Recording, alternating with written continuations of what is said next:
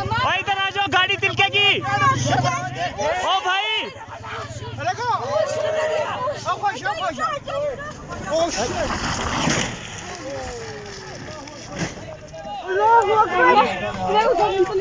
भाई रुक जा, और गाड़ियां नहीं भेजो।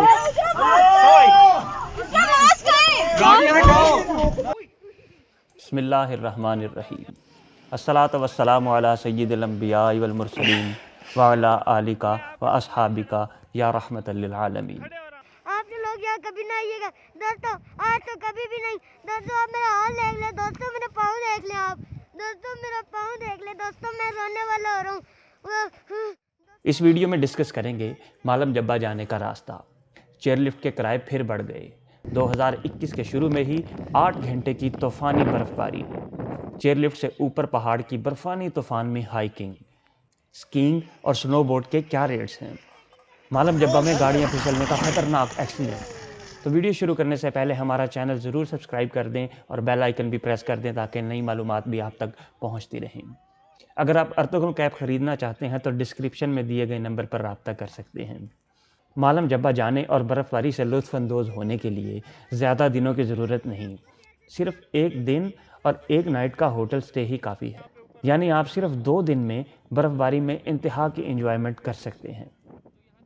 रास्ता बहुत आसान है। कराची या लाहौर से आने वाले इस्लामाबाद तक बज़रिया मोटरवे आसानी से आ सकते हैं और इसके बाद पेशावर मोटरवे पर इस्लामाबाद से तकरीबन 120 किलोमीटर दूर सवात मोटरवे है। सवात मोटरवे का आगाज़ यहाँ से होता है। अगर आपने दीर, चित्राल, कुमराट और सवात जाना है तो आप इसी रास्ते को इस्तेमाल करते हुए जा सकते हैं। सवात मोटरवे के इख्तिताम के बाद मैंगोरा 45 किलोमीटर है और फिर 45 किलोमीटर आगे मालम जब्बा की चोटी है। रोड्स इतनी अच्छी हैं कि 95% रास्ता तक ख़राब मौसम में भी आसानी से जाया जा सकता है। सिर्फ आखिरी 10 किलोमीटर के रास्ता पर बर्फ़बारी शुरू हो जाती है। जहां गाड़ियों को चेन लगा लें तो ये मुश्किल भी हल हो जाती है। रोड्स बिल्कुल क्लियर और साफ़ थे, यहाँ तक कि रक्शे भी मालम जब्बा टॉप पर मौजूद थे। जब हम यहाँ पहुँचे तो बर्फ़बारी का सिर्फ इम्कान था।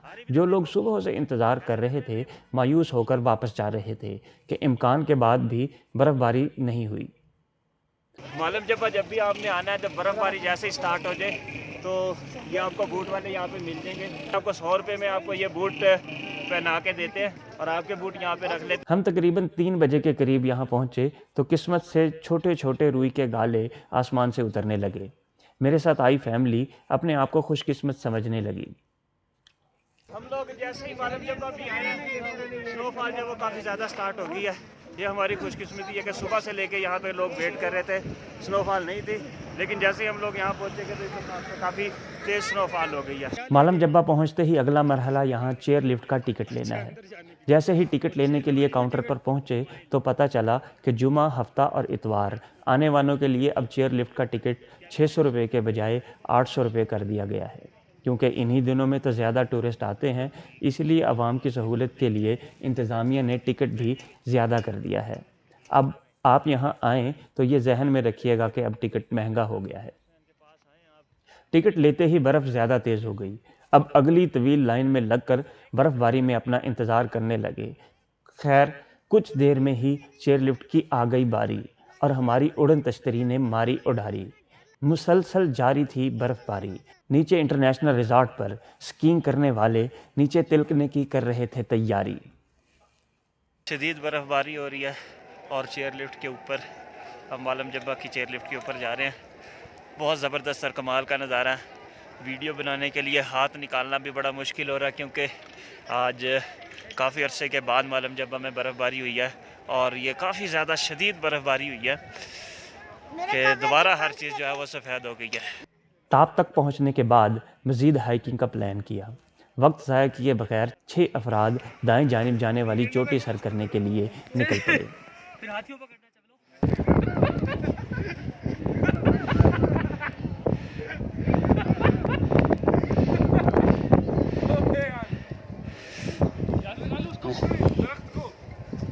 हाँ गड्ढे में पाँव रखो। गिर गया तो नहीं जाएगा, रखो, मैं रखा है, खड़ा हूं।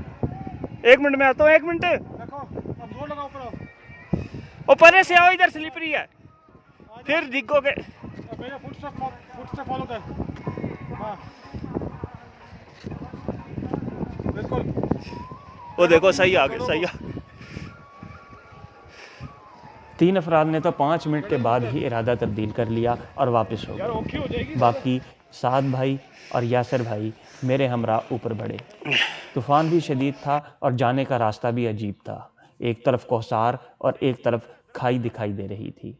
देखने में तो आसान लगने वाला रास्ता तूफ़ान की वजह से ख़तरनाक लग रहा था। ये बर्फ़ानी रास्ता था नाहमवार, पाँव रखना भी हो रहा था दुश्वार। पुख्ता अज़म किया, हिम्मत नहीं जानी हार, चाहे कितनी भी मुश्किलें आएं, वापस जाने से करना है इनकार। फिर गिरते गिराते अपने आप का हौसला बढ़ाते आखिरकार चोटी तक पहुंच ही गए। ये काफ़ी ज़बरदस्त एडवेंचर रहा। जो यहाँ तक आए हैं, उसके अलावा जो भी लोग पटेल हो, इस्लामाबाद कराची से आए थे, वो सब नीचे। सब दोस्त जो है अगर मालूम जब आना चाहते हैं चेयर लिफ्ट से वो ऊपर आ जाएं। अगर वो थोड़ी सी भी हाइकिंग करना चाहते हैं और एडवेंचर काफ़ी ज़्यादा करना चाहते हैं तो ये छोटी सी पहाड़ी है मालूम जब से ऊपर, ज़्यादा से ज़्यादा आधा घंटे की हाइकिंग है। बर्फ़बारी के अंदर ये रास्ता इंतहाई ट्रिकी हो जाता है जो आपको फुल एडवेंचरस बना देता है। तो आप अगर ऊपर आएंगे, आप हमारा हाल इस वक्त देख सकते हैं। बर्फ़बारी बजाय ऊपर से नीचे आने के, नीचे बादल है, नीचे से ऊपर आ रही है और हर चीज़ सफ़ेद होती जा रही है और वो मुंह पे बज रही है। मुँह पे बज रही है वाकई। अब वापस जाना भी किसी चैलेंज से कम नहीं है, क्योंकि जैसे ही गलत पाँव रखते हैं तो स्लिप होने का अंदेशा काफ़ी ज़्यादा बढ़ जाता है। जहाँ चलना मुश्किल है वहाँ खुद ही बैठकर फिसलना आसान है। नीचे बैठते हैं और बर्फ़ खुद ही तिलकाकर नीचे ले जाती है। 5 बज गए हैं तो खैर चेयर लिफ्ट बंद होने वाली थी। जैसे ही हम वापस नीचे पहुँचे तो मालम जब्बा टॉप खाली हो चुका था। सब लोग वापस जा चुके थे। नज़ारा बहुत ही खूबसूरत था। मालम जब्बा स्कीइंग रिजॉर्ट इस वक्त जो है वो बंद हो चुका हुआ है। तकरीबन सारे लोग वापसी की तरफ चले गए हैं और आप देख सकते हैं कुर्सियाँ खाली पड़ी है और इस वक्त शदीद खूबसूरत मौसम हो गया। बर्फ़बारी इंतहा की हो गई है। यही वक्त होता है, यही मौसम होता है कि जिस वक्त रश भी ना हो और बंदा ज़्यादा से ज़्यादा इंजॉय कर सके। तो अगर आप मालम जब आना चाहते हैं तो नीचे डिस्क्रिप्शन में मेरा नंबर आ रहा है, आप मुझे कॉल भी कर सकते हैं। और मज़ीद वीडियोस देखने के लिए मेरा चैनल ज़रूर सब्सक्राइब करें। और ये हमारे क्लाइंट है, ये इनसे ये पूछते हैं कि ये कैसा एंजॉय कर रहे हैं। कराची से आए हैं, इन्होंने मैं कराची से यहाँ पे ज्वाइन किया है। Please do tell us something about this lovely weather. बहुत अच्छा एक एक्सपीरियंस है। मैं तो काफ़ी ऊपर तक नहीं गया, बट बाकी लोग जितने भी गए हैं वो काफ़ी जो है तारीफ़ कर रहे कि इट्स वर्थ इट। तो मुझे डर लग रहा था कि मैं कहीं नीचे ना गिर जाऊँ, इस वजह से मैं ज़्यादा ऊपर नहीं बहुत गया। मिस किया भाई ने, ज़्यादा ऊपर नहीं गए। गैर मुल्की लोग भी यहाँ स्कीइंग और स्नोबोर्डिंग के लिए अपनी एक्टिविटीज़ में मसरूफ़ थे। 3 घंटे से बर्फ़बारी मुसलसल हो रही थी। वापस चेयर लिफ्ट पर जाते जाते जो बच्चे मेरे साथ आए थे उन्होंने भी एक पैगाम दिया। आप लोग यहाँ कभी ना आइएगा दोस्तों, आज तो कभी भी नहीं। दोस्तों आप मेरा हाल देख ले, दोस्तों मेरा पाँव देख ले, आप दोस्तों मेरा पाँव देख ले। दोस्तों मैं रोने वाला हो रहा हूँ। दोस्तों अगर आपके पास भी मेरे जितने, आपके बच्चे भी मेरे जितने हैं दोस्तों, इनको कभी भी यहाँ ना लाइएगा। मालम जब्बा सवात कलाम, यहाँ इतनी सर्दी है क्या बच्चे बच्चे बेहोश होने वाले। मैं भी अपने रूम में जल्दी से जाकर हीटर चलाकर आराम करूँगा। मैंने दिल में तो सोचा था कि गूगल के ऊपर जो मौसम है बर्फ़बारी है, लेकिन गूगल के ऊपर ही मौसम में बर्फ़बारी अच्छी लगती है या वीडियोस के अंदर अच्छी लगती है। हकीकत में इसको फेस करना काफ़ी ज़्यादा मुश्किल है।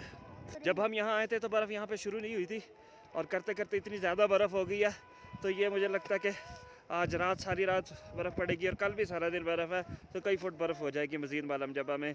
मालम जब्बा स्काई रिजॉर्ट के शुरू में ही स्कीइंग और स्नोबोर्डिंग का कॉम्प्लेक्स है। यहाँ बैनुल अक़वामी मेयार की बर्फ़ानी एक्टिविटीज़ करवाई जाती हैं।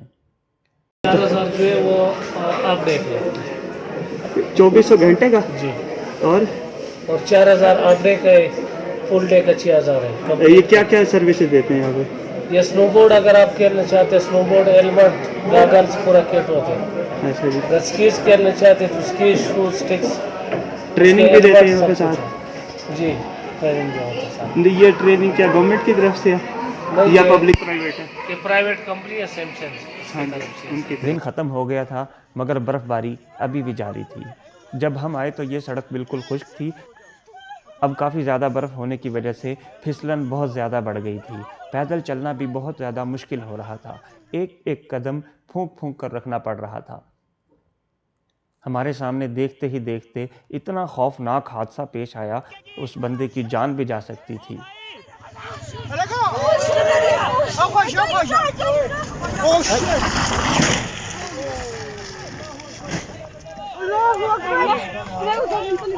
भाई रुक जा, और गाड़ियां नहीं भेजो।